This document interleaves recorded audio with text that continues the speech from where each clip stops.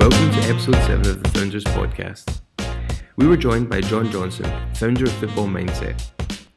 John is a hugely inspirational guy who is brimming with fantastic insight and advice. John works with some of the most promising young footballers to help them play better by controlling and overcoming obstacles happening in their heads.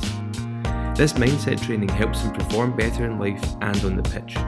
We hope you enjoy this podcast and get as much from it as we have. Enjoy.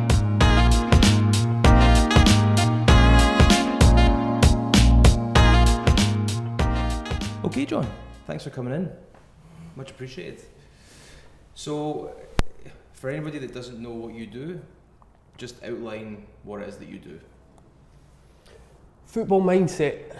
Football Mindset is my business, and probably the simplest way of summing up what I do. The main work that I do is with professional footballers, mainly in Scotland. But if I was to explain what I do you know how at times you know what you want to do and you know what you want to feel at times, but you can't do and feel those things in order to achieve something? Yeah. That's what I do with professional footballers. But whether it's professional footballers, whether it's somebody with a business, it's basically helping them remove mental barriers in order to feel and perform the way that they want to. That's it in a nutshell. Okay. So, how did you get into doing that? Good question. I'll give you the diet answer. To kind of go through it quickly, when I left school I became a plumber. So you didn't start off in this field? No.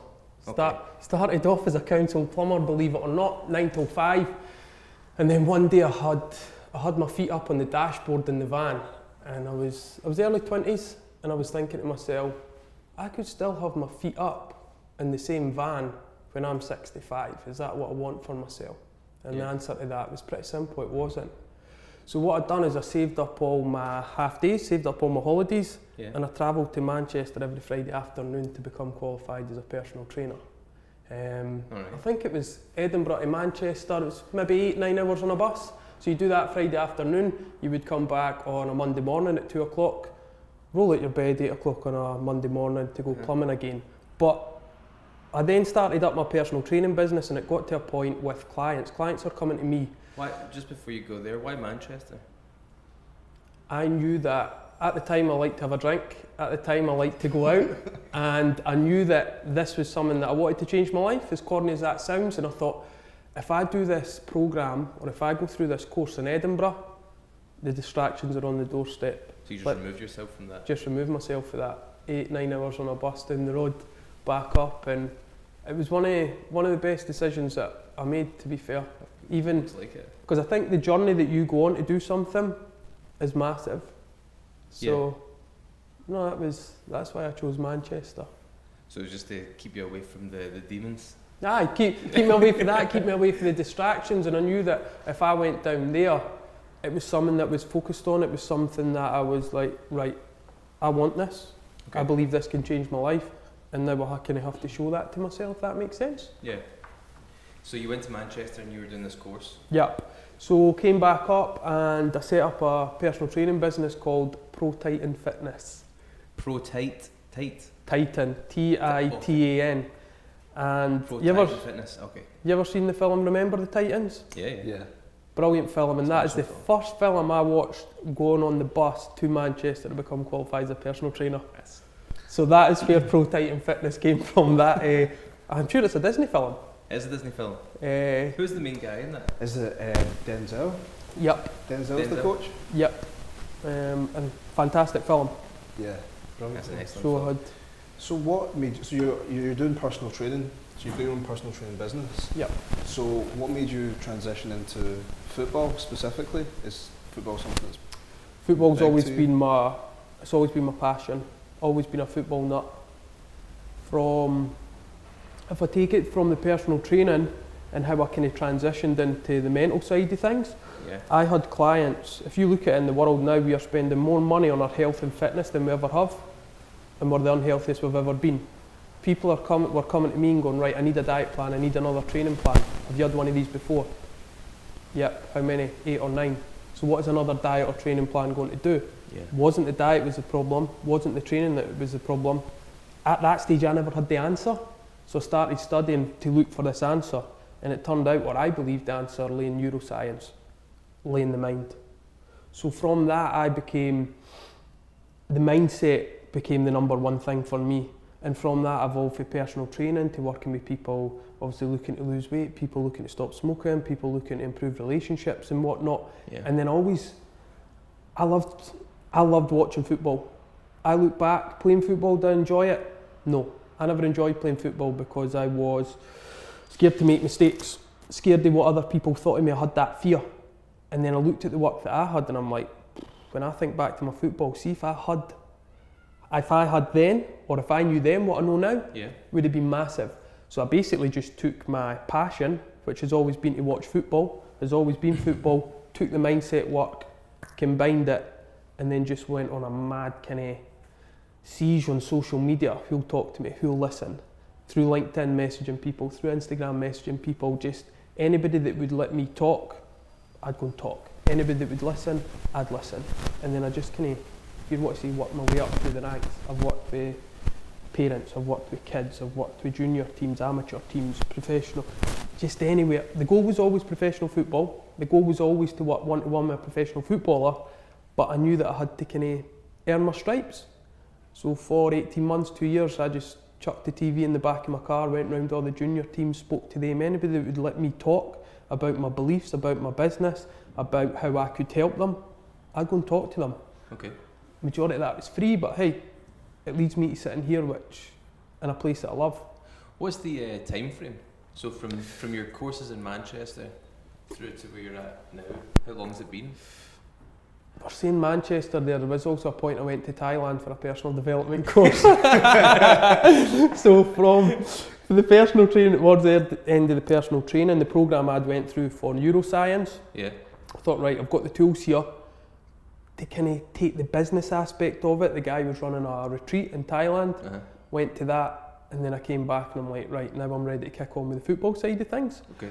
So you would probably be looking at probably a good 18 months before I took on my first professional client. 18 months? 18 months from the start to that point. That's quite a quick transition from being from making the decision one day as a plumber that you're going to go and change your trajectory entirely. Obviously you need to get the training bit out of the way. So, if you did any professional change, 4 years to get through uni, right? So you went and changed your profession, and then from that point, 18 months to working with that, like deciding, because that in itself for me is quite a big jump mentally. Like you're saying, I'm going to work with a professional footballer, which is huge, quite an accolade. One of my beliefs is, and would I recommend this to people? Probably not. Jump off the cliff and then learn how to fly. Yeah. And kind of time feeds fear, action alleviates it. So I've always been, right, step off the cliff. And I always, to understand how deep you can go, you've got to go too deep. And I knew that, like, say, what I had, I believed it would work, but I had to go out and prove that it would work. Yeah. And the reason that, if you want to say so quick, from when I started to working with that first professional player, social media was a massive part of that. So I was, as I say there, working with parents, working with kids, working with anybody that would listen, just continually showing up. But all the while I was sending messages on social media, I was sending letters to clubs, it must have been, you'd be looking at 400 or 500 contacts before the first player said, I'll work for you. So it was, you can also look at how quick it's been from a personal life point of view. Last 3-4 years I could count on one hand the amount of times I've had a night out. Yeah. People can go, it's a sacrifice. It was never a sacrifice, it was a choice. Yeah. It's a choice I made. And if somebody says to me, right, we've got a night out or we've got a YouTube video there that you could learn something from, it'd be the YouTube video every night of the week. Yeah. Whether that's right or wrong, I believe it's right for me. Yeah. And we've got, too often there's expectations, or people have the stereotypical way of how someone should be. Yeah.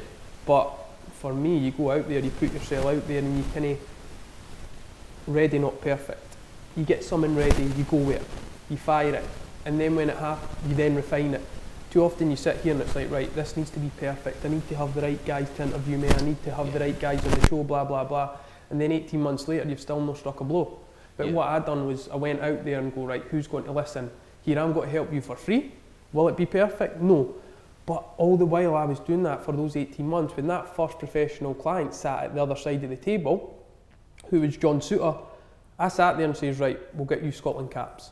We'll get you the consistency you're looking for. We'll help push you on the way that you're wanting pushed on from a personal and not only just for a football point of view, but also a personal point of view. Yeah. And there was no doubt in my mind that I could help him do that. And that was just due to 18 months of just kind of ratting it. Yes. Who'll talk, who'll listen, who'll listen. I think it's a massive thing in business. A lot of people have told me the worst thing you can do in business is do something for free. But when you're sitting there with no clients, how do you sit there and command fees? It's a chicken and the egg sort of thing, right? It's like what one comes first, because we really struggled. We've had the same conversation, the same thought. When we first started out, we did some stuff for free, and a lot of people say, will you do it for free? You know, like there's that expectation when you start in business, like people want your product for free to try it, to see whether or not you're any good, but at the same time you need to get paid to be able to continue to do it. So it's like this hard middle ground of you can't be taken advantage of, but at the same time you can't expect that somebody's going to pay you professional level fees if you've not got any professional level experience. It's something we get asked all the time. Do I work for free? Should I take an internship? Should I, any of these like standard questions that people ask, should I do anything without charging? I think you're right. I think there's a balance to be struck, but I think you're right. Like if you've not got the experience, and you need the experience, and someone's willing to give you a chance, for free or not, you need to take it. It's like, I could sit here and go, right, I'm the best coach in the world. Like, that's great. Who do you work with? Not got any clients. A coach that doesn't coach, a player that doesn't play, doesn't make any sense. Doesn't make any sense. No, and for me, that initial period, I think there's not always got to be struggle, but I think that struggle it's a massive thing for allowing you to continue. I think because when you go through that struggle, when your back's against the wall, for me, that's when you see the real you. Yeah. And when you look at that, I'm on about going in too deep. The deeper you go, when you start getting hit further down the line, you can always look back and go, you know what, it's not as bad as it was back then. And that's something that is probably perspective's the right word, and I use that all the time. Yeah. So I'm going to ask for some free coaching advice now that we're on that vein. Not a problem. So you were talking about having that mentality of stepping out of your comfort zone. That's something we talk about all the time, is like we won't get anything if we don't put ourselves in a situation that's uncertain. So how do you galvanise that mindset in somebody? Because I think there's a lot of people that maybe they have an idea and they want to, maybe it's starting a business, or maybe it is pursuing a new fitness regime, but there's this phase of it's uncomfortable. They don't want to be judged, they don't want to be ridiculed. A lot of people don't want to start something if they don't feel that they're proficient or good at it. Yep. So how do you go from 0 to 1 in that respect?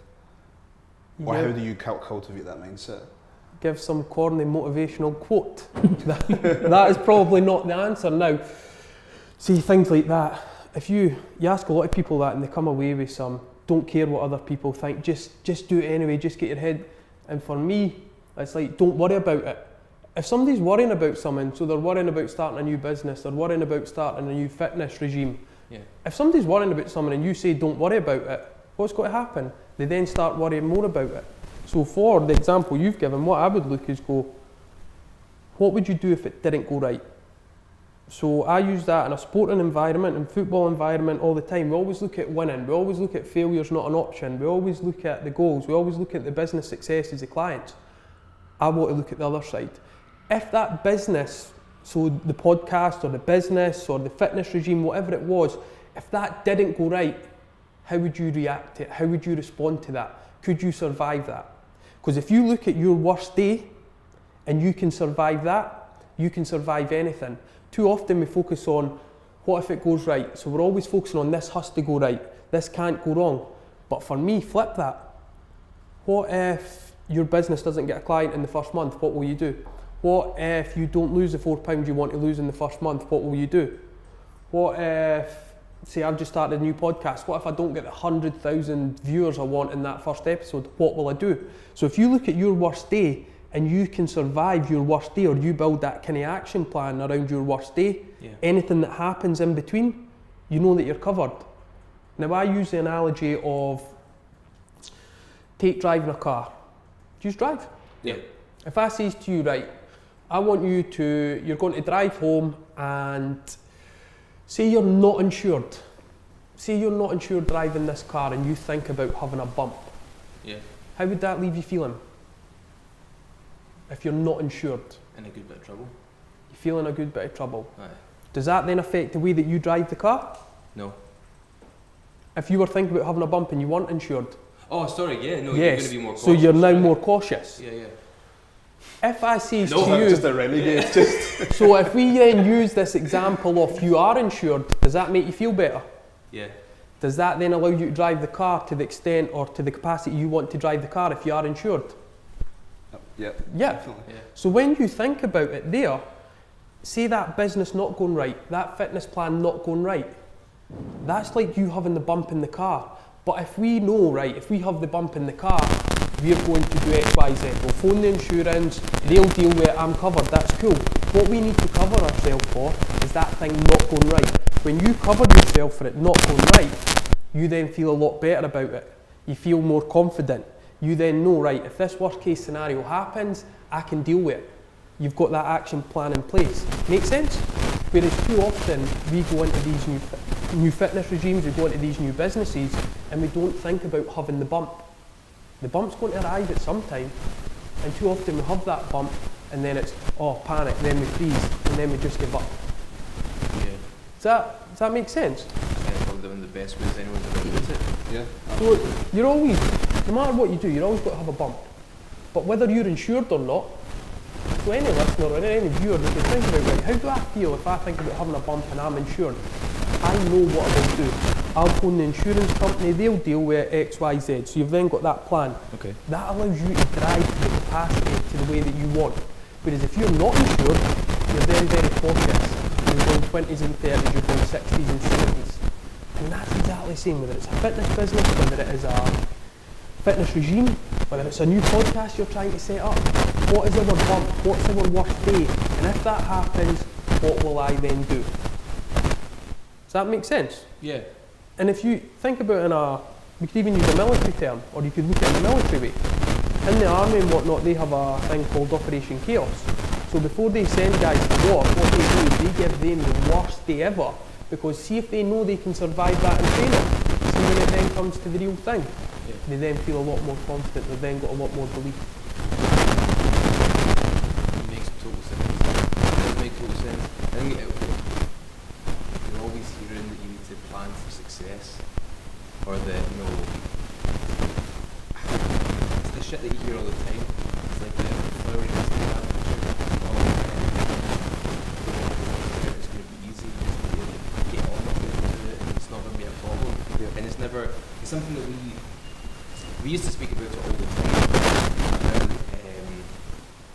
When we first started our agency, all we ever heard from everybody was how easy it was to start a business, and how easy it was to run an agency, and how successful people were when they did it, and just this kind of like smooth operation, smooth sailing.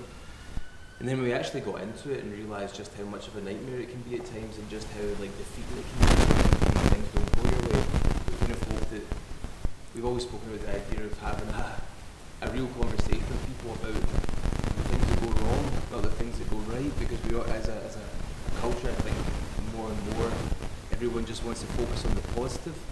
Everybody wants to focus on how well they're doing and how well everyone else can do, like that positive mindset, which is a good thing to an extent, but it's also not a realistic thing. It doesn't allow you to be able to prepare yourself for it not going right. I think on the flip side of that as well, a lot of people say you should be afraid of failure. They don't tell you how to react to failure. It's just a case of you should embrace failure, but failure is not a good thing. There's not an honesty about that, and I think what's more important, as what you said, is okay, what happens if that doesn't go right? What happens if that doesn't happen? And I think for coaches, people in business, people that have businesses in general, I think you understand that, that it's not articulated in a very easy to Clearly. understand way. 100%. And I think it is that it's like the term failure is not an option. Failure is an option. Yes. Yeah. Failure is a very... And I think if you look at success... For me, success and failure, they're next door neighbours. Like, see, people that get success, you found that they've probably knocked at failure's door at one point. Yeah. And whether we're kind of sitting in a room here, there's obviously light bulbs in that. If you look at the light bulb, you look at the Dyson Hoover, these things were over like 1,000 attempts. So the boy done it once, looked at what worked, looked at what didn't, refined it, did it again and again and again, and then after 1,000 and odd attempts, you've then got a light bulb. But every time he looked at, right, what's good about this, what's bad, eradicate the bad, or change what's not great, Yeah. and then it's a case of, right, we're getting closer and closer and closer and closer. And we're using words like failure. What is failure? Now, Yeah. or what is success? For me, if you sit there and say to me, it's like, I'm going to go out there, I tried my best, I've done everything possible, and I fell short. For me, that's success. You went out, if you give your best, what more can you give? And I think when you look at, I was going to say performance, or you look at success, there's got to be an input and an output element to that. Too often we judge success or failure just purely on results. Yeah. For me, a massive part of it is the kind of process or the input you put into that. If you put everything you can into it, if you've done everything you believed was right, if you chased all avenues, if you believe that you've exhausted all avenues and it's not worked for you, I'd still say that's a success. Now granted, in this big world that we live in, 99.9% of people will tell you it's not success, but for me, living a life of values, putting everything into something, giving someone a go, if you give someone a go, there's always got to be a chance of success, but at the same time, there's got to be a chance you fall short. But these words mean different things to different people, but a massive part of it for me is the input aspect.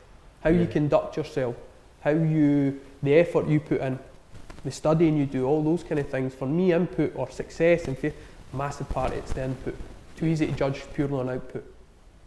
Well, I think what you're saying really strikes a note with me around the whole idea of what the measurement of success is. 'Cause I think a lot of people I don't think a lot of people really know what it is that success means for them. Like, they set out on a goal, but they don't really know what being successful is or what that looks like. You know, you for a fitness goal, a simple one, it's like, I want to lose weight. That seems like a fairly simple goal to have, but what does that actually mean? Because once you've lost that weight, what is it? Are you happy? Is that have you reached that successful point? Is that are you now past?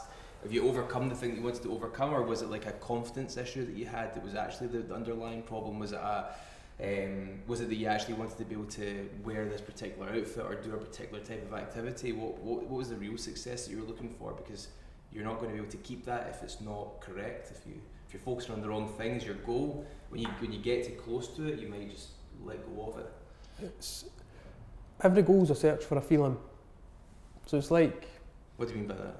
So every goal that we are looking to achieve, it's a search for a feeling. We want to feel a certain way. So often with weight loss, it's not the £4 we want to lose, it's not the £6 we want to lose. Yeah. It's the confidence. It's the feeling maybe not being judged. Or it's the, you know what, I believe in myself more than they doubt me. It's that's what you're really searching for. And that's why so many people, they lose the weight and then it might just go back on because what they thought they wanted wasn't actually what they wanted. Yeah. That must be quite a hard thing, like in the field that you're working in, because I presume that the success for a lot of players isn't just scoring goals. It's more than that. Like it's maybe to an extent. Like I have no idea. Football is not my side of things. But I'm speculating here. But things like fan appreciation or how people perceive them, public perception, all these things must be huge contenders to what equals success for some players over just, you know, what most people would consider as scoring goals for your team being the main outcome. So that must be quite a big part of, you know, what you have to work through with. Without a doubt. I think that helping a player understand what success actually is, because they're just ordinary people living an extraordinary life, if that makes sense, or doing extraordinary things. Yeah. So any client I work with, they roll out of bed same as me, they go to their work the same as me, But what's kind of different to what me and you do is they've got papers, or they're being judged 24/7. So they've got managers looking at them, they've got scouts looking at them, they've got newspaper articles about them. You look at the world of social media, 24/7 anybody can go and slate these players. They're on TV, they're on the radio, they're basically, and it's not through a player's choice. No. I don't find many players that enjoy that side of it, but they're out there 24/7. And I think that helping them understand what success is absolutely massive in helping them go on to achieve it, because the environment that they're in, if we look at football supporters, if we look at journalists, if we look at managers and whatnot, everybody judges on the result. Everybody judges on that scoreboard. Yeah. But for me, if we want to say winning or we want to say success, there's more to it than that scoreboard. And so often, it's like with regards to a business, us in business or them in football, they can't control the goals that they score. They can't control playing well. We can't control the clients that we get on board, that we acquire. But what we can control is the effort we put in, the conversations that we have. What they can control is taking the touch, passing the ball, bouncing back, all these things. So often the success that we want is something that we can't control. If we're chasing something we can't control, we're then not in control of achieving that. Whereas what I'd do with a player, remove the outcome, so scoring the goal, winning the match, acquiring clients in business, remove the outcome. What do I need to do? What can I control in order to increase the chances of that? And when you start focusing on what you can control, so for a footballer that could be diet, it could be their training, could be the passing, shooting, heading on the park, greater chance of winning. Use boys in business or me in business. The social media we put out, the podcasts you put out, the conversations you have, the knocking on doors, that's the aspect you can control. When you focus on what you can control, you tend to feel that you tend to find that you feel a hell of a lot better about what you're doing, as opposed to chasing this, I want 10 clients. Yeah. And you're chasing something that you can't control. Well, we've been through the ring with that a few times, where say you're coming up in the end of a month and things aren't quite working out the way you wanted. A client's not signed off, or you need to pull some money together. When we're in starting the frequency of our daily struggle, but the biggest problem we always had was that when things started to go to shit, so a client didn't sign up or we didn't get the outcome that we expected we were going to get from a project or a meeting, we started to look at trying to get the outcome quicker, which was try and find another piece of work faster, rush through a project, and then everything else went to shit. Like, we stopped eating properly, we stopped looking after ourselves, we stopped getting sleep, we stopped doing things socially or hanging out with our partners, just being normal human beings, and everything just got worse. There was no better in trying to speed up getting to an outcome quicker. You have to do it consistently. It's like Nara always says it in one of the most eloquent ways, is sometimes things that you do on a day-to-day basis that increase your outcomes, it can increase your likelihood of the positive outcomes you're looking for, is like going to the gym. Sometimes the gym's not fun, sometimes it's not enjoyable, but you know you need to do it, you know it's the right thing to do, and you know that it's going to increase your chances of getting what you want. So sometimes you just need to do those things. And sometimes you don't enjoy it. That's just how it goes. Life isn't constantly good fun. But if you go back to one of the first things we spoke about, i.e. when you have that bump, when you have that day, how would you respond? Yeah. So a lot of things you've said there, we stopped eating, we stopped doing X, stopped doing Y. If you look at that now, did that help you in that situation? No, it's no. Absolutely fucking. So if we had come, now you're looking at that in hindsight, but if we go back, say we done 2-3 months before that happened, we looked right. If we're struggling to pick up this client, or if that paycheck or whatnot, if that client hasn't paid me quick enough, what I will do, I will ensure I still do 1 gym session a day, or I'll still ensure that I do 15 minutes meditation, or what I will do is I'll go back to that client who was sitting on the fence 2 months ago. If you have that kind of plan, you then feel a lot more in control, and then it's a lot more calmer. Whereas if that paycheck hasn't come in, it's Friday, I know that the mortgage is due on Monday, I've now got this 48-hour period. Whereas if we had looked at that 2 months ago, you've got 2 months to work towards that. Does that make sense? Yeah, no, absolutely. And I don't know how you boys find it, but when one thing goes wrong, and again, when you understand how the brain works, if something goes wrong, everything seems to be going wrong. But when something's gone right, it's like everything seems to be going right. Now that's just that's the way that we are wired. it's like when I say that you see something going right, it's like everything goes right. Yeah. If you know that that's how we work, start searching for the wee victories. Start searching for what went well today, the wee bit gratitude, and then you'll find another bit, then another bit, then another bit. It might not be resulting in money coming through your door, but it's still, the confidence is still there, the belief's still there, the freedom's still there, the enjoyment's still there. Yeah. Whereas, we're always searching, well, what's going wrong, then we always focus on what's going wrong. Now, why don't we focus on the victories? Too often it's like we go back to success. Success is if you've got a new client. Success is if your paycheck's landing. Without doubt, these things are important, but we could be finding smaller victories, more frequent victories that allow more paychecks to come in and more clients to be acquired. Yeah. And it's just sort of breaking that down, in my opinion. No, I think one thing that I've learned over the past 5 years of my experience, and even talking to other people who have done it, and I tend to find that people have similar sorts of experiences, is that you lose the years. You know, like you lose the time in between. So like I remember with the big jobs that we won and the big jobs that we completed, and you know, the kind of breakthrough moments when you meet somebody that's going to take you to the kind of next goal you're looking to achieve. You know, staff, first office, all these sorts of things. These big wins that I remember. But in between that, day to day, there's not a whole lot there that I remember. And personally, it's something that I want to change. I'd like to remember more of the days, remember more of my life. I wonder that in 5 years' time, I'll remember as much of the last 5 years as I do the next 5 years, and that terrifies me a little bit. Because there's no way to live life. No. No way to live life at all. Because it was funny because yesterday, my other half, she had says to me, is it green bins tomorrow? And for some, it's funny you say that because I was sitting there on the couch last night and I'm thinking, that's the green bins to go out again. And then, and for some reason in my head, I'm like, that's another green bin, so that's 2 weeks.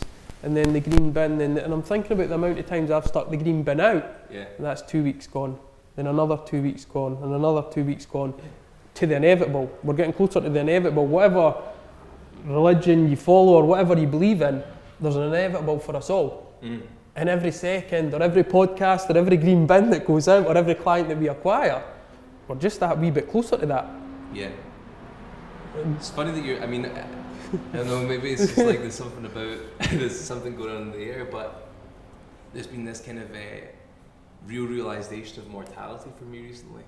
I don't know, it just not like a fear of death, but more an awareness of the lack of time, or the fact that I'm not utilising my time to the best of my ability, because sometimes I find myself just doing shit that I just don't want to be doing. And sometimes you need to do shit, I get that, but sometimes it's like, why am I doing this? I chose this. Like, we all made the decision to go into business for ourselves. So me spending time doing stuff that I don't want to do or being miserable, and I'm just like compounding the misery by by knowing that I'm actually the one that's in control of this. Yes. Is the complete opposite of why I did this in the first place. So it's very much a kind of awareness of trying to change that on a day-to-day basis. Like, there's a lot of things that I want to do personally, there's a lot of things that I want to do within the business that I'm just not focusing my time and energy because I don't have a plan or a visualization of what that looks like. And that needs to change. See, for me, I when I look at the big goals, they seem too abstract. They seem too lofty. You know, like I like what you were saying. Like, think about the things that you can control and make them as good as possible. For me, that doesn't really answer the big existential crisis moments that you have. But I feel that everything gets a little bit more vivid and a little bit better when everything you know that you could be doing, you do as good as you can, and you're as decent a human being to other people as you can be. The other worries I have, because I have much of the same thoughts as you sometimes, is they seem to evaporate when you just work on what's good. But I'm imagining maybe with the footballers that you speak to, maybe they're chasing a championship or some goal, and then they get that goal. Does that deflate them, or does that drive them on to the next thing? Because your goals need to change, I think, if you're focused on achieving something because it's a continuum and we are running out of time. So once you achieve that thing, how do you stay, well, how would you coach someone to feel like they can continue that motivation or find what it is that's important to them? I think that kind of 2 points to what you were saying there. As a business, or when I operate in business, I'd always focus on intent as opposed to content. So like say, is this good enough, or I always look at what was my intention behind that. Why did I put that bit of content out? Why did I do that interview? Why did I appear on that podcast? Why? And if I see if my intention was right, so I intended to help that person, I intended to put that information out to help footballers or whoever it is, if my intention is right, I'm cool with that. I know for a fact my content's not always got to be great. What I say might not be right at times. What I put out there, it might not help the amount of people I want to help. But if my intention in putting that out was correct, I'm cool with that. So if anybody listening has sometimes we're right, should I put this out? What will they think? I'd always come back to what your intention is. Go intent over content. And for me, that's an easy way to kind of allow yourself to break down those barriers. But with regards to what you were saying with goals and when you achieve something, I always find the closer you get to the top of that mountain, the better the feeling. So say for instance, you're going to get your biggest client yet. It's a couple of hours before you get the yes. And quite often when you achieve something, it wasn't kind of, or you don't feel the way that you thought, or you don't think it's not as big as what you thought. And I think it comes back to what you're motivated by. So a lot of footballers, people think all footballers are motivated by money, but are they? Now, being motivated by money, for me, if you're talking to footballers, no problem. Where the problem arises, if you're motivated by money, what's then the driver when you get that money? And I think that, listen, some people, the drive then stops, the drive then isn't there. And I'm cool with that. But stereotypically, it's like all footballers have to play till they're 35, till they're 38. Every businessman has to go on till he's 60, 65, 70. Yeah. Do they? If you achieve a championship at 28 and you go, I'm not motivated now, this isn't me, retire. Why not? If you get to a point in your business, or if I get to a point in my business, I'm like, this isn't for me anymore. Jack it. Why continue? And I think what we do is we always look at our world through other people's eyes. What do they think? What are they thinking? What are you thinking? I always say to people, it's your head that hits the pillow every night. So you might get to that point and the drive might not be there anymore. You might achieve that goal and the motivation to continue just isn't there. Yeah. Listen, if you want to search for the motivation, great. But if you're like, I don't want to continue that, I don't want to search for the motivation, why? Why would you spend time if you don't want to do it? It's a good point. Focus on someone else. I mean, I think a lot of people, I think even myself at some points have the change. If you don't know what the change is meant to be, so let's say you're doing a business, you're a plumber, and then you have a moment of I don't want to do this. It's clear, and it's like, what is the change? So I think a lot of people get to a point where they might be doing something and then they go, I don't know if this is what I want to be doing, but I don't know what it is I want to do. And then there's that kind of vagueness. Yep. That's is where the issue comes from. So is there I haven't got an answer to this. It's just what do you say to someone that feels that something's pulling them but they're not sure what it is because they're not happy with their current situation? I don't go with the flow. If you feel someone's pulling you or whatnot, I'd go with it. See where it pulls you to. Quite often to find out what's for you, you've got to find out what isn't for you, if that makes sense. Yeah. So it's like if you set up an Instagram page, 6 months in, you're like, this isn't for me. Yeah. That's cool. Go and try Facebook. Go and try LinkedIn. Go and try. And I think that I think taking action is the key to it. So like as says there, I went for plumbing, then I went into personal training. For personal training, I went to coaching. Coaching, I went into football. But it's evolved as I've went. It's kind of got more streamlined, more razor sharp as I've went. Yeah. But at first it was like, try this, try this, try this. Did everything I tried work out? Of course it didn't. But through that period, I worked out what wasn't for me, and by understanding what wasn't for me, I started to get a clearer picture of what was. And if you're saying, right, you get to a point, you're like, what am I actually wanting here? Or this isn't kind of doing it for me now, look at however long you've done that, look at the good parts. What was doing it for you there? Oh, it was a people connection. Oh, it was the doing the websites. Oh, it was the creative side. Right. What parts weren't for you? It was the social media. It was the social media or whatnot. So look at what you enjoyed. Look at what was for you, and then go, right. What is this telling me? And look at what wasn't for you. Now, don't get me wrong. You're not going to get a business where everything that you do, you're motivated to do, and everything's for you. Of course. That's just not the ideal world. That's no reality. But for me, looking at what was for you across that period gives you a better understanding of that new thing that you're looking to do in the future. Yeah. Couldn't agree more. Yeah, no, I couldn't agree more. I think, yeah, there's like this analogy that we like to throw about. It's quite cliche, but I'm going to go with it anyway. It's like if you're trying to clear a forest, so you're one side and the trees are in front of you, and you want to get to the other side of the forest. You're like Tarzan. You're swinging from tree to tree. It's not going to be a straight line. So if the goal is on the other side of the forest, you try something, it's not right for you. You get maybe halfway. Maybe you have to turn back. Maybe you have to give up your flat or whatever, your house, move in with a friend, move in with family, go back the way. But eventually, if you keep swinging from tree to tree, you will get to where you're going. Mm-hmm. But you don't stick in the same tree because you're worried about what happens if you move forward or if you have to move back. And just to your point about failure and success, I think to me failure is when you stop trying. You know, because I mean, prior to this agency, I had a startup that it failed because I stopped, not because the idea wasn't worth pursuing. It was just first significant challenge, and I thought, I don't sack this. I'm not going to continue down this path. And I think that's the mistake a lot of people make, is that they think that a setback is fatal. It doesn't have to be. Right. You know, like, or even maybe you build yourself up to a certain level doing one thing. Maybe you're a shit hot plumber and everyone knows you're a shit hot plumber, and then you go, I don't want to be a plumber anymore. And you think that making that decision to change and do something else makes you a failure, which I think is just the wrong way to think about it.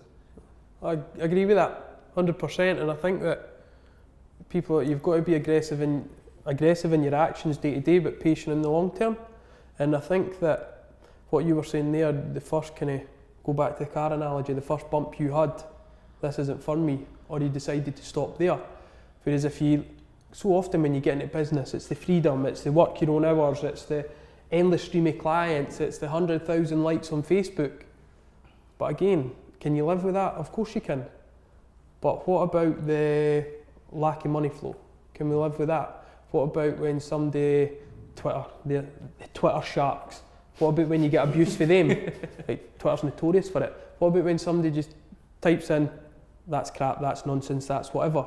How do you deal with that? Because see if you can't deal with, say those comments, say those attacks, see if you can't deal with them, I'd argue that having a business and being on social media probably isn't for you. Yeah. And I think that people seem to think having your own business and that's the holy grail. Is it? 9-to-5 jobs are great for people, 8-to-4 jobs are great for people, night shifts are great for some people. I think you've got to find what works for you, but look at that situation and go, right, what hazards, what blocks will I come up against, and when I do, how will I get round them? Because there might be one or two that you won't get round, there might be one or two you don't want to get round. Yeah. And if you don't want to get round someone and you know it's an essential part of getting from where you are just now to where you want to go, if you know that might happen and you're not prepared or you don't want to prepare for that, that's not for you. So like, take a professional footballer. If getting booed, if getting abused on social media, if having people rate them in the papers every Monday morning in their performance, if that's not for them, if they can't handle that, I'd argue that being a professional footballer isn't for them. It makes total sense. Of course it does. And what's the point in spending 2 years of your life, 3 years of your life, 6 years of your life to get a point to go, that's not for me. And if you knew that was going to happen at the start, I'm not saying you've wasted, there's got to be great experiences in that time, but if you knew that was going to happen at the start, why did you begin? And sorry, quickly, you had used an analogy there, I'm going to use another. It's like going from one side of the forest to another. I'd always say to people, we're always looking at the horizon, always looking at where we want to go. But if you're in a boat at sea and you're looking at the horizon, How far away is it? You don't know. But see, if you look back at the beach, you can tell how far you've come from the beach. Too often we're chasing this thing, how close am I? So often you'll never be able to work out how close you are. But what you can do is look back and go, right, I know I'm further away from the beach, I know I'm further away from the sand, so if I'm further away from the sand, I have to be closer to that. Yeah, it's looking back at your successes, right? It's looking back at what's going well, not what you've still to achieve. So you constantly, it's one of those things that really irritates me about, about the traditional motivational speakers and traditional coaches and that sort of business. It's like a kind of pursuit of happiness, like a pursuit of a goal that isn't obtainable or doesn't even really exist or is extremely vague, because it kind of, these sort of broad statements of you just need to find happiness or you just need to do something that's right for you're passionate about. Yeah, that you're passionate about. It's like, what does that mean? I mean, it gets a lot of likes on social media, and I know that I'm a bit of a bastard when it comes to these sorts of things. I know that I'm not the best person to get up in front of a stage of young folk, because I'm going to say to them, you need to be realistic about your goals, you need to be realistic about what you want to achieve, and if, like what you said, if it's not right for you, then don't try and force yourself through it because it's what you think is the right thing, because that's what everyone else is telling you. It's one of those ones that I could really fight a lot of people on it, about this whole mentality that the UK is now kind of moving towards. It's kind of coming from the States around business is the way forward. Like, why are you not starting a business? You're good at this, so why don't you start a business rather than getting a job? And for me, that's the wrong thing to be telling people. I don't think you should be forcing people down any path. That was the mistake we made when it was forcing people into university courses rather than going out and getting trades. So the mistake we made before that when we were pushing people into trades rather than going to university. You need to teach people about how to think, about how to obtain the goals that are right for them, not that's right for everybody else. I think for me, what you've said today, particularly around like, figure out what's good for you, figure out what you want, and then don't let that be shaded by what other people are thinking, because it's you that needs to answer to you alone. You know, at night time when you go to sleep, it's you that needs to say to yourself, I'm happy with that. You know, 1,000,000%. I think that you're talking about whether it's motivational speakers and that, the old kind of line of don't care what other people think. We're wired to care what other people think. Yeah. And when you're wired to don't care what other people think, that doesn't work. What we need to do is build a strategy, build a tool, build a mechanism or a system that allows us to cope with what other people think. Yeah. And people, like, say someone does a dig at your work or someone does a dig at you, they can change the way that you feel, but they don't have to change the way that you feel about yourself. It's never nice getting prodded. It's never nice to be told that's not good enough. It's never nice to be told you're this, you're that. Yeah. Now that, initially when you hear that, if you hear it for the first time, it digs deep, like it hurts deep. Yeah. But we then need to go, right, is that true, or how do we overcome this? And there's ways and there's mechanisms to help us overcome that. But this motivational, the whole kind of don't care what other people think, doesn't work for me. And it's a lot of nonsense. Now, I think you can get, reading quotes, I think you can get so far on that, but I think very quickly you hit the ceiling. And what I look to do with players is give them the tools, give them the strategies, give them the techniques. Yeah. So this is how you overcome when people think negatively about you. This is how you overcome making a mistake. This is how you overcome not knowing what to concentrate on during a game. It's giving them the tools, the techniques. It's too easy to go, don't care what they say, just forget about it, just no. And as sort of a lot of this talk has been about what happens when the shit hits the fan, what happens when it goes wrong. So often in sports, so often in business, we always focus on when it goes right. When things are going right, the belief, the confidence, the bank balance, it's brilliant. Life seems such a better place. But what happens what about failure? What about falling short? What about the bank or the cheque not dropping as quick as it could? What about not having enough clients? What are we going to do in that situation? And for me, that's what we need to focus on. Looking at the worst day, looking at what could go wrong, and looking at how we address that when it does. Yeah. Because if we know that, right, we've got a plan there, it then makes it easier to overcome that situation. You then go into less threat because you knew, right, I knew that one day I wouldn't have enough clients. I knew that one day that cheque wouldn't cash itself quick enough. However, here's my plan in place. Yeah. there's the bump, here's what I'm now got to do, here's my insurance. Do you find that with people that you work with, that the struggle comes from how they perceive themselves or how other people perceive them? Because the reason I ask that question is because when I think about like things that go wrong and my feelings, I think that 9 out of 10 times the reason why I struggle with those feelings is because of how I perceive other people to perceive me. So like when we were starting out, and even after we started out, when things were going well, if we didn't make it, like if we didn't make a month and there wasn't enough money and I couldn't pay myself, I wasn't all that bothered about not paying myself because I don't really give a shit. Like I can get by. But what I was more concerned about was how everyone else around me, my partner, my family, not being able to go out and afford to pay for dinner. People thought, oh, he's got a business, he's doing well, blah, blah, blah. And then when you couldn't do the things that visualise that, buy a nice car, buy a house, all that shit, it's more about how other people perceived me, not about how I perceived myself, because I was pretty happy, and that's the bit that I always struggled with. So I was wondering, is that a common thing, or? 1,000,000%. Yeah. That's what I find as well. And you look at footballers or the environment that they're in, as we spoke about earlier. Well, not just football, but social media. You can drop a comment about somebody like that. Yeah. Footballers will they'll play in a park on a Saturday, and the abuse that gets hurled at them, about their family and all that. It happens every Saturday at 3 o'clock up and down the country. And what you said there, is it a case of, is it coming externally or internally? So often it's the kind of external, what are other people thinking of me in this situation? What are other people thinking if I give the ball away, if I cost this goal? But we are taught, especially in football, don't care what other people think. So like you've now got this in your head that everybody else doesn't care what other people think. So how can I then stick my hand up to go, I do care what other people think, because I'd then be in the minority? Yeah. No, of course, everybody's wired to care what other people think. And that, for me, that's the kind of, it's helping players overcome that. And it's helping players build. It's not a case of getting you to a stage where you don't care what other people think. Yeah. It's getting you to a stage where you believe in yourself more than they doubt you.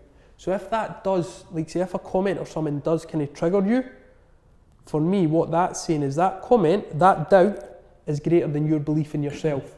So as opposed to kind of abolishing that or removing that comment, it's building the belief in you. The more we build the belief in you, the better vision we have for you, the better values we have for you, the more clarity we have around you as a person, the less that comment is then going to trigger you. That comment's always got to be there. But if they don't believe in you, that's cool. Yeah. You just want to exceed their disbelief with your own belief in yourself. I think I've been quite fortunate that my friends, people like Matt, my friends, my partner will criticise me. If I'm doing something they perceive to be wrong or not right, I'll get that criticism. So I've never felt that a criticism is a bad thing. I internalise it. Is that criticism true? Where's the merit in that? Is it something I need to fix? Can I fix it? If I fix it, then that's not something I need to worry about anymore. I think for footballers, it might be, I think the reason, correct me if I'm wrong, but a lot of the abuse that gets hurled at them is just nonsense, 9 times out of 10. It's just absolute mince. Mm-hmm. But if there is some criticism that's maybe a fan or a manager or a newspaper levels at, then that's somewhere that you can grow. And I think a lot of people don't want to be themselves, especially if you have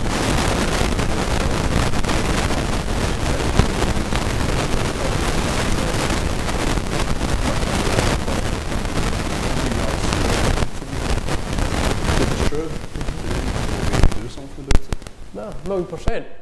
And I think it comes back to your belief system. So in football, there's a massive belief system that criticism's a negative. If somebody shouts at me, it's a negative, it's unhelpful. But if we go back and we look at a player's belief, or we can help them change a belief. So if you've got a belief that a criticism or feedback, there's positives to be taken from that. That's why you're cool with it, because your belief system says, if I hear that or that criticism, it means that I can grow for this. But if you're someone, say for instance, you believe that criticism is just somebody having a go at you and there's nothing to learn from that, these same comments that are made at you would trigger you in a different way. Does that make sense? So the big thing there is looking at somebody's belief system around whether it's criticism, whether it's feedback, things like that, and just helping someone change their beliefs. And I completely agree with you that the feedback that you're given or criticisms that you're given, you look at, right, as opposed to looking at what have I done to make them feel that way, what part of me has made them feel that way? How did I show up that made them feel that way? Is it a value of mine? Is it a belief of mine? Is it an action of mine? So as opposed to looking at, right, what made them think that, what part of me made them think that? And it always comes back to self. Yeah. Yeah. It's a hard thing to do though. It's a hard thing, I think, for a lot of people, myself included, to constantly be self-reflective, because sometimes other people's comments are just unpleasant shit. Yep. Other times there is some merit in it, and it's about wading through the shit to know, you know, if somebody says something to you and it's negative, are they just being an arsehole because they're feeling shite and they want to bring you down, or is there actually some truth in what they're saying? And I think it's a big part of it as well, of knowing who to take that advice from, like who to take that. Sometimes when Nan and I have an argument together, and he says to me, "This is the problem. Like this is what you've done." I have to kind of pause and reflect on that and go, actually, no, you are right. That was me. I did do that, and that wasn't right. Other times, there's people who I've argued with, and I'm like, no, you're absolutely wrong on this. And I know that I've not done anything here, even though someone might tell me that I have. And it's sometimes knowing which one to follow. Like, who is it you're taking that advice from? Nana always, I think it was you that told me, but it was somebody said, or there was somebody that once said, that you're only as good as the 5 people, your closest 5 people. So it's like who you learn from and who you get criticism from and who supports you. Because if you're surrounding yourself with arseholes, you're going to be an arsehole. Surround yourself with people who are positive and that help you and that make you better and that you can take criticism from, that you can grow from, you're going to get better. Yep. And it's a difficult battle to find out who's who. No, I think that's key. It's like, go back to the footballer. You'll always have somebody that will tell you what you want to hear. Yeah. If you go searching for that person, you'll always find somebody telling you what you want to hear. What you need to hear and what you want to hear can sometimes be different. Yeah. But I think it's understanding who's in your circle. So, right, if you're wanting somebody to, listen, there are at times you need somebody to put a shoulder around you. Who's that person in your circle that you go to for the kind of arm round the shoulder? If you know, right, I need to be told straight here exactly what's the situation, who do you go to for that? You might not be the person that he goes to for that. It might be the more arm round the shoulder or whatnot, but I think it's understanding who's in your circle and understanding what do they bring to my party and vice versa.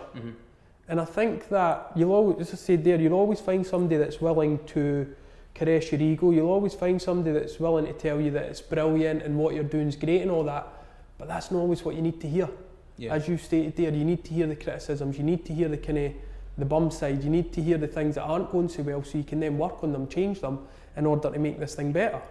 And I think going back to like the start of my journey, it's something that people could say I'm not great for or whatnot. Now you might be surprised, like say talking. So when I started out the personal training business, going from plumber to personal training into football and whatnot, to 99.9% of people that doesn't make sense.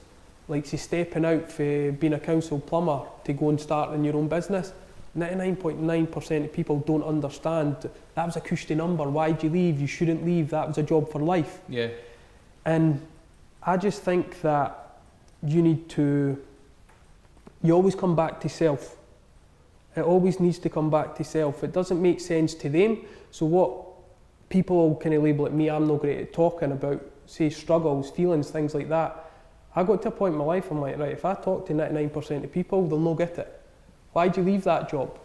Why'd you do this? Why are you Instagramming people on Instagram? Why are you going with these blank messages? Why are you knocking on doors? Why are you knocking on Neil Lennon's window in the Asda car park? That doesn't make sense to 99% of people. And I just got to the stage, I'm like, why do I want to put that out there? Why do I want to speak to people about that, to hear that kind of block, to hear that kind of scream? Yeah. It's just a case of, I just put my head down, believed in what I was doing, understanding where I wanted to go, and I just went for it. Now, don't get it wrong, that other people might need that person to speak to, but I've never really had that. Even my partner, a lot of people don't understand what I do, a lot of people don't understand or know who I work with, and that's because I don't tell them. The closest you'll get to my business is through social media. I don't sit there and talk about my business to my partner. I don't sit there and talk about my business to my mum and dad, because they've never had businesses. They probably don't understand. Yeah. So I just got to a point, I'm like, anything that I say here, they're probably going to look at, that's not the best idea here, or why are you doing that? That doesn't make sense to them. Made perfect sense to me, so I just kept that internal. Yeah. Does that make sense? Yeah, absolutely. And I think talking is a great thing, it's a wonderful thing, but for the last few years I've just kept everything within. I'm just like, right, got to speak to him, got to message them, got to do this, got to do that. It made sense in my head, it doesn't have to make sense to anybody else. And that's something that I could improve on without a doubt with our communication. I think there's a touch of that for everyone that starts a business, because when you're starting out, it's not obvious what the path is. It might be to you, the vision might be clear to you, it's clear from Matt and I, it was always clear what we wanted out of the business, where we wanted to get to, and I think we got to that place sooner than we anticipated getting. But in the early days, there was a lot of people that would say, why are you doing that? You should just go work at a bigger agency, you should just do this. It's exactly what you're saying, it's the safety of it. Mm-hmm. And then once you get there, then people can say, or people say to us now, I can see why you were doing that. But when you're on the journey, and even now, you know, like, we still have things we want to achieve, and it's hard to communicate that to other people. So I think if it is your vision, there's got to be two sides to that, right? You should take advice when it's good, but then when someone's offering an opinion that's doesn't hold any weight, then what do you do with that? So it's striking that balance, I guess. What's the point? Like, my thinking behind that was, what's the point of me spending time trying to convert somebody to my way of thinking when I could just shut my mouth, do what I'm doing, and then prove it by action? And when the results were there, they're then going, that makes sense. 2 years ago it didn't make sense. 3 years ago it didn't make sense. But what was the point of me wasting my time and trying to convert somebody? It was just a case of, this is what I'm going to do, this is what I believe in. If you're way it, great. If you're no, that's unfortunate. And then over time, right, there's results. And they're like, oh, right, that makes sense. And there's same people looking for the outside in. I remember obviously being in 2 or 3 instances now where obviously you guys have done the website and that for me with regards to national press, and everybody's like, oh, that's brilliant, you're doing great, blah, blah, blah. A couple of times I've been in the national press, it was the worst point I had been at in business when I looked at figures. And everybody's like, oh, national press, you're in this paper, you're in that paper, it's amazing. Then when I look at the bank balance or I looked at the numbers coming in, it wasn't as great as what everybody thought. And that perception or what's happening on the outside, that doesn't mean to say, you keep the shop front right, but everything in the back for me is more important. Oh no, I know that all too well. All too well. Like some of the things, the stuff that we put on social where we've had the best interaction, that's kind of been the high point of our, external perception, have been some of the hardest points, like personally. You're looking at it and you're like, I wasn't feeling the way everyone perceived me to be feeling at that point in time. And I think since I learned that myself, it's far more interesting to watch when you're on social and you're like, it doesn't really mean what it looks like. Yeah, that's a snapshot, is what you're seeing, and what else is going on, What does the whole picture look like? And I guess that you can turn that into a motivation for yourself as well, to know that when you perceive that someone else has got something that you've not, let's say it's weight, let's say you're chasing an ideal weight because you want to look shredded at the beach in Ibiza, and you see someone that's what you perceive to be perfect, you've no idea what else is going on there, no idea what else they're having to deal with in their day-to-day that might be a struggle that you have taken for granted as well. Without a doubt. It's like, whether it's cars, whether it's money, whether it's houses and that, it's easy. It's like comparison's the thief of joy, Like say, as soon as you look at what somebody else has got, that makes you doubt yourself. And if you look at, whether it's us, whether it's listeners, and we go, what actually makes for a happy life? What makes you happy? I know for me, it'd be like, say, rolling out the bed, take the dog for a walk, do one-to-one sessions, go back, go to my bed, walk the dog, repeat that. That's what makes me happy. I didn't need, at this stage in my life, the cars, the money, all that kind of stuff. I don't believe I need that to make me happy. Of course that would be nice on top of that, but if we actually look at what makes us happy, I don't think you're as far from that position, or I don't think you're as far from that reality as you think. The waking up on the beach every day, and that's a holiday, that's not a kind of dream lifestyle. And I think that what you need to survive, or what you need to make you happy in life, I don't think it's as far away from us as what we actually think. Yeah.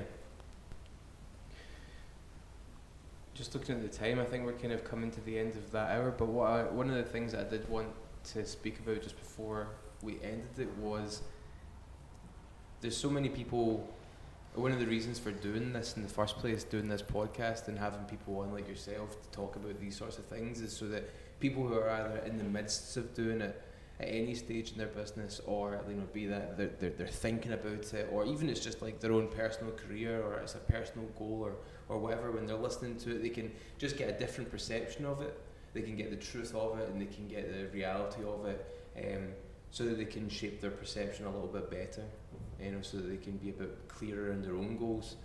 So what I kind of would want people to think about, or wondering if what you could leave people with at the end of this is, if somebody's looking for a change in their life, if it's a business, or it's to do something new, or if it's just a personal goal, or a new hobby, or whatever, what are the things that you would suggest that they do? What are the things that you suggest will best equip them to go out and make that change?